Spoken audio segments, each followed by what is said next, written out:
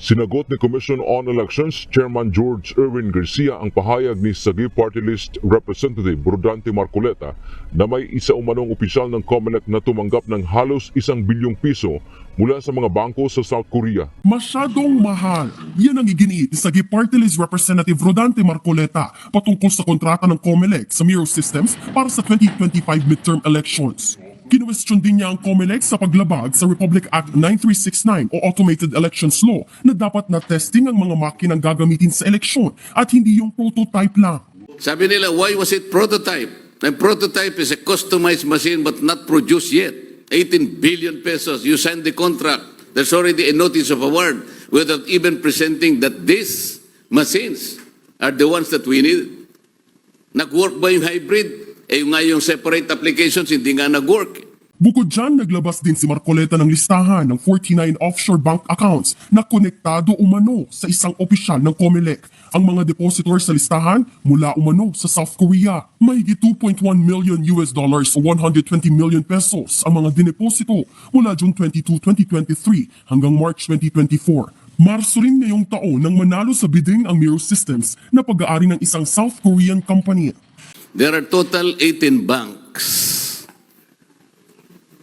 and 49 number of accounts. If the money involved here is not so huge, well, first of all, why do you need 49 banks? Offshore accounts. Are you supposed to move sizable amounts of money globally? Kaya kailangan mo ito. The most intriguing part here, ladies and gentlemen, is that these accounts are traceable to one COMELEC official. Ngunit nang tanungin ang mambabatas kung naberipika na ba nila ang nasabing impormasyon, Ayaw po nating sabihin ang pangalan kasi nga it's unfair naman na sabihin natin ang pangalan while we're still in the process of verifying this. Hindi pinangalanan ni Marcoleta ang sinasabi niyang opisyal pero tingin ni COMELEC Chairman George Garcia, siya ang tinutukoy ng kongresista. Huwag na po natin paikot-ikutin. Ako po yung nire-refer doon. 2 linggo na po kami may informasyon. Actually po nakaplano yung demolition job laban sa COMELEC. Ngayon pa lang itinatanggi na ni Garcia na mayroon siyang mga bank account abroad. bago pa man anya ihayag ni Marcoleta ang isyu kanina, sumulat na siya sa National Bureau of Investigation para paimbestigahan kung sino ang nasa likod nito. Handa rin siyang mag-issue ng waiver para pabuksan kung matrace ang mga account na ito. Baka pwede imbestigahan kung totoo yung mga akusasyon laban sa akin. Number 3, nag-i-issue ako ng waiver sa alleged account sa lahat ng naandun sa listahan. Kung akin yon, marapat na tingnan, buksan, at alamin kung talaga bang may tunay na account, number 1. Number 2, anong history ng account na yan. At kung ano yung laman yon, kung sino may gusto, kanila na po yung... Pero kahit na po hindi verified, the fact na sinabi yon, siyempre po masisira ang kredibilidad ng Commission on Election. Okay lang po kung ako yon, no problem po. Tatanggapin ko lahat, part po yan ng pagiging public servant. Pero wag naman po sana yung institution kasi pinaghihirapan po na napakadaming tao. Binigyang diin naman ni Garcia, sana bago man lang inihayag sa publiko, ay naberipika muna. Hindi simple ang maaring resulta nito sa kabuuan ng institusyon. Huwag nila akong i-compel sa mga susunod na araw. Sabihin ko rin lahat yung nalalaman ko. Huwag naman po sana natin isirain yung kredibilidad ng eleksyon. Kawawa naman po ang sambayan ng Pilipino. Hindi pa nga siya nakapupunta sa mga lugar na sinasabing may offshore accounts. Hindi pa rin daw siya kinakausap ni Marcoleta tungkol dito.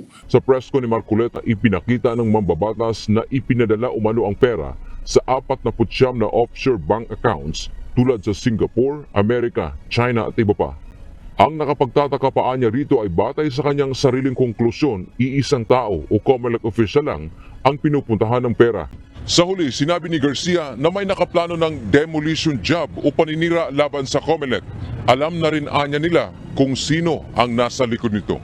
Meron na rin po naman na lead ang ating pong National Bureau of Investigation. Nung tayo po yung nagpadala ng sulat sa kanila, kasama po dun sa request yung imbestigahan kung sino ba itong nagkakalat, sino ba yung mga nasa likod ng mga paninirang ito. Sapagkat ito po hindi lang paninira sa aking puri, sa aking pong karangalan, okay na po yun eh. Pero yung paninira sa institusyon at lalong-lalo na po sa proseso ng ating halalan. Kung kaya naman, pangalawang request ko po ay alamin din, tunay ba yung lahat ng accounts na yan? At kung tunay na nag-authorize po ako na binibigyan ko po sila ng authority. Buksan ang lahat ng accounts yan. Tingnan yung history. Kanino ba talaga yung mga accounts na yun? Nag-i-exist ba talaga 49 accounts? Sir Alex, talaga naman pong saksi ko. Pambihira naman po, 49 accounts. Sisipin yung parang mas madami pa account mo kaysa sa pinakamayamang tao sa bansang ito. Talaga pong kagulat-gulat at talagang pagka binasa mo parang makatotohanan. Kaya nga po, everybody, kayo pong mga nanonood, mga kababayan, pwedeng mabiktima ng mga ganitong klaseng fake news, misinformation, disinformation. Ang sinasabi po pondo sa press con at doon sa white paper na mga 4-5 pahina kasi yun, 49 daw po na accounts for offshore. Ibig sabihin, foreign bank accounts po yun. Sa North America, sa China, sa Singapore, sa Korea, madaming bansa po. Yan po yung mga bansa katulad ng Amerika na hindi ko pa po nararating kahit kailan. Nakakahiya mang pong banggitin. Subalit ako po'y dadalwa lang ang visa ko sa dalawang bansa. Ibig sabihin, kung nakakaalis man ako doon sa mga bansang hindi kailangan ng visa, hindi pa po ako nakakatuntong sa Amerika, paano ka bibili ng property sa Amerika? Sabi, meron daw po kung ari-arian sa Amerika. Paano ka magdedeposito, maghuhulog? Pinakamatindi at mahigpit sa anti-money laundering ang ating pong ang Amerika, ang Singapore, ang even ang Korea. So yan po yung mga inaakusa po sa atin. Alam niyo po, nung pinasok po natin ng public service, hindi naman po tayo sanay dito dahil tayo po ay nasa privado bilang isang practitioner.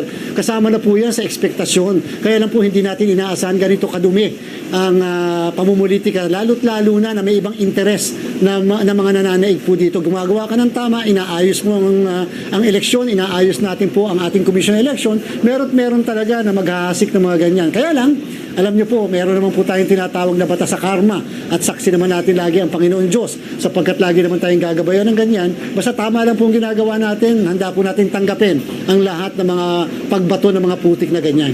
Hindi po at hindi natin papayagan. Yan, nakafocus pa rin po tayo. Yan po, yung mga binabatong yan na putik, bato, anuman, yan po lahat ng yan ay baliwala po kung ako mo ang tatanungin sapagkat handa po naman tayong salagin ang lahat ng yan. Ang dapat lang po, mag-focus kami, proceed kami sapagkat again, ang susunod na taon tinatawag ko na super election year. Isipin niyo po sa May 12, dalawa po election natin, national and local election at first parliamentary Bangsamoro election. Napaka-crucial po dyan. At 5 buwan pagkatapos meron po tayong barangay at SK elections. So hindi po kami pwedeng magpatumpik-tumpik o matulog dito sa trabaho po natin. Kinakailangan po nakafocus tayo sa ating ginagawa. Gusto ko pong ipaliwanag, sabihin sa mga kababayan natin, nagkaroon po kami ng isang open, transparent na proseso ng procurement.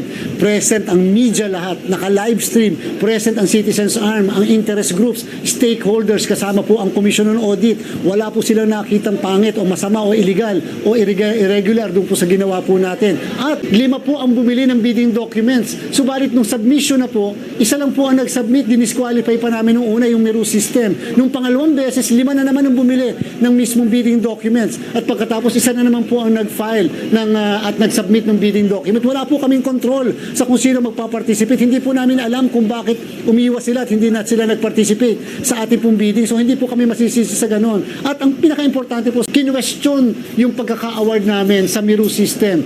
Hanggang ngayon naman po, natutuwa tayo sa ating pong kagalang-galang na Korte Suprema. Hindi naman po tayo pinahinto. Wala pong restraining order. Pinatuloy-tuloy po ng Korte Suprema ang ginagawa po nating paghahanda. Bawat araw sa buhay ng COMELEC ngayon ay ganun kahalaga, ganun kaimportante. Bawat araw may ginagawa kami. Bawat araw meron sa timeline namin na kinakailangan po kami ma-accomplish. Isang araw na hindi namin magawa yung trabaho yan, nakasacrifice po yung ating paghahanda. Lalong-lalo na po, may registration po tayo na gagawin. Lalong-lalo na po na mag-e-expect tayo ng testing at voters education para alam nila kung paano gagawin. At lalong-lalo na po sa mga kababayan natin abroad na tayo ay magkakaroon ng first internet voting para po sa kanila. First time po yan, kaya kinakailangan ibang klase ang paghahanda po namin. Una, may knowledge na po ako, may informasyon na po ako, may white paper, may kopya po ako nung binabasang yon na kumakalat. At number 2 po, pag hindi ko po ginawa at sinabi, parang guilty naman po kami. Number 3, kawawa naman po yung mga ibang opisyalis ng COMELEC kung nakalagay po doon, opisyal ng COMELEC, lahat po pagbibintangan, tapos hindi kami magsasalita. Hindi sa sinesave ko ang aking mga kasamahan. Subalit ako po ang nakalagay doon sa mismong white paper na yan. Maaaring matanong niyo po yung mismo nag-press con kahapon. Sabihin po niya, ako po ang nakalagay doon dahil ako po may kopya mismo ng white paper na yan. Isipin niyo nga po, itinulad pa doon sa nangyayari at doon sa kinakaharap po ng aming dating chairman. Parang pinapalabas, Ganun po ba katanga ang isang katulad ko? Ako naman po ay nag-practice kahit paano, 23 taon naman po ako nag-practice.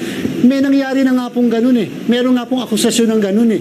Uulitin ba yun ng komisyon? Kung ikaw ay napakasamang tao, uulitin mo pa ba yun? Hindi po ba ang ibig sabihin po?